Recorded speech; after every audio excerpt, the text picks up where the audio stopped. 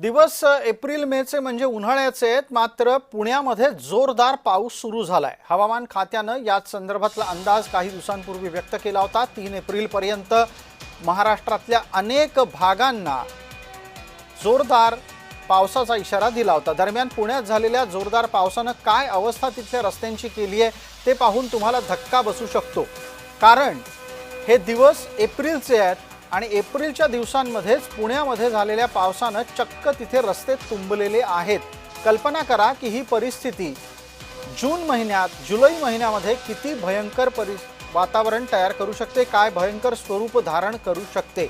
आपल्या सोबत रोहन कदम आपले सहकारी आणि प्रतिनिधी जोडले गेलेले आहेत। मला पटकन आता रोहन कदम आपल्यापर्यंत पोहोचायचे। रोहन कदम, ही जी पाणी तुंबलेली दृश्य आहेत ही पुण्यातल्या कोणत्या भागाची आहेत? प्रसाद सर, साधारणतः 1.5 तासापासून पुणे शहराला अक्षरशः पावसाने जे आहे ते झोडपून काढलेलं पाहायला मिळते आणि या पावसामुळे पुण्यातील अनेक उपनगरांपासून सगळ्या मध्यवर्ती भागांमध्ये अनेक रस्ते जे आहेत ते जलमय झालेले पाहायला मिळतात। कोंढवा परिसर असेल, खराडी परिसर असेल, चंदननगर परिसर असेल, यामध्ये अनेक गाड्या ज्या आहेत त्या या पावसाच्या पाण्यामुळे रस्त्यामध्ये अडकलेल्या आहेत। आपण आता नवी पेठ मध्यवर्ती भागामध्ये आहोत आणि तिथली ही सगळी दृश्य आपण पाहतोय की अक्षरशः मी जिथे आता उभा आहे तिथे देखील गुडघाभर पाणी जे आहे ते आपल्याला पाहायला मिळते आणि या गुडघाभर पाण्यातून लोक जे आहेत ते आपला रस्ता जो आहे तो काढताना पाहायला मिळत आहे। तर दुसरीकडे मोठ्या प्रमाणामध्ये हा रस्ता गरवारे कॉलेजकडे जातो, कर्वेनगरकडे जातो, तो रस्ता देखील अक्षरशः संपूर्णतः बंद करण्यात आल्याची माहिती मिळते। कारण का पाणीच इतकं रस्त्यावरती साचलेलं आहे, पूर्ण एक बाजू बंद करण्यात आल्यामुळे आता दुसऱ्या बाजूने देखील लोक जे आहेत ते आपली वाहनं येताना या ठिकाणी पाहायला मिळत आहेत। अगदी मी विनंती करतो कॅमेरामॅनला की त्यांनी दाखवलं की समजेल की किती मोठ्या प्रमाणामध्ये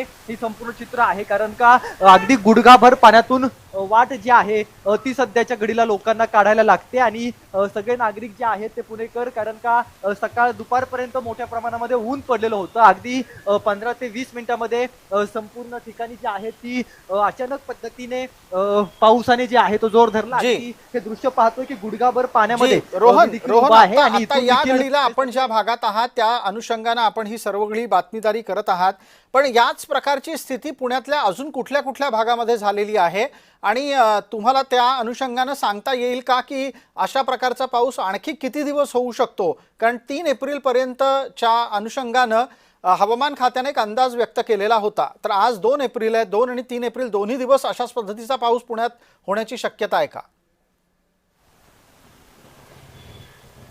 खरं तर हवामान विभागाने जे आहे ते अशा प्रकारची शक्यता काल देखील वर्तवलेली होती आणि काल देखील पाऊस काही प्रमाणामध्ये शहरामध्ये पडलेला होता आणि आज मात्र मोठ्या प्रमाणामध्ये हा संपूर्ण पाऊस पाहायला मिळतोय। खरं तर उद्याचा दिवस देखील हवामान विभागाने जो आहे तो येलो अलर्ट देण्यात आलेला आहे आणि त्यामुळे त्याच्या विभागाकडून देखील मोठ्या प्रमाणामध्ये नागरिकांना काळजी घेण्याचं आव्हान जे आहे ते केलं जाते। परंतु अचानक मोठा पाऊस जो आहे तो शहरामध्ये झाल्यामुळे पुणेकरांची प्रचंड अशी तारांबळ जी आहे ती उडालेली पाहायला मिळते। कारण येलो अलर्ट जरी सांगितला असला तरी हा जो काही पाऊस पडला साधारणतः तासा 1.5 तासामध्ये अगदी पावसाळ्यामध्ये जसा पाऊस पडतो त्याच्यापेक्षा जास्त पाऊस जो आहे तो या तासाभरामध्ये पडताना पाहायला मिळाला। त्यामुळे पुण्यातील अगदी जंगली महाराज रस्ता असेल, फर्ग्युसन रस्ता असेल, कर्वे रोड असेल किंवा मध्यवर्ती भागातील अनेक रस्ते असतील, शास्त्री रोड असेल, अलका चौक असेल, लक्ष्मी रोड असेल, या चौकांमध्ये अनेक ठिकाणी पाणी जे आहे ते आता साचायला सुरुवात झालेली पाहायला मिळते। कारण का हा पाऊस जो आहे तो अजून देखील सुरू आहे। मागील 1.5 तासापासून हा पाऊस सातत्याने परत आपल्याला पाहायला मिळतो। त्यामुळे